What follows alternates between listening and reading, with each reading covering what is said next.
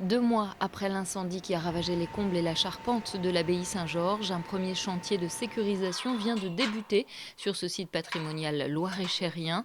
3 monteurs sont en train d'installer un échafaudage de 44 mètres de long et de 20 mètres de haut, 60 tonnes d'ossature métallique qui auront pour but de consolider le bâti restant et surtout de le protéger des intempéries, car une fois ces pièces métalliques installées, elles serviront de support à la pose d'un toit temporaire en bâche.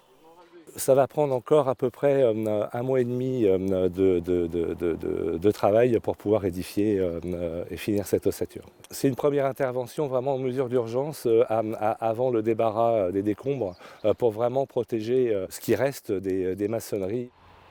Plusieurs millions d'euros seront nécessaires pour reconstruire ce bâtiment du diocèse de Blois à l'identique, un chantier d'au moins 2 ans et demi qui sera pris en charge par les assurances. Difficile de lancer l'activité de retraite spirituelle imaginée entre ces murs, mais une solution de repli est envisageable grâce à cette dépendance. Le bâtiment Saint-Michel devrait pouvoir accueillir 6 chambres et 3 studios. Nous avions déjà lancé un appel, un crowdfunding le 23 décembre, donc très rapidement après l'incendie. Ça nous permet de lancer le travail sur Saint-Michel avec les architectes, enfin toute la préparation à la réhabilitation. Et là, nous allons lancer un nouvel appel à des grands donateurs parce qu'il nous faut environ 310 000 euros pour pouvoir restaurer ce bâtiment Saint-Michel.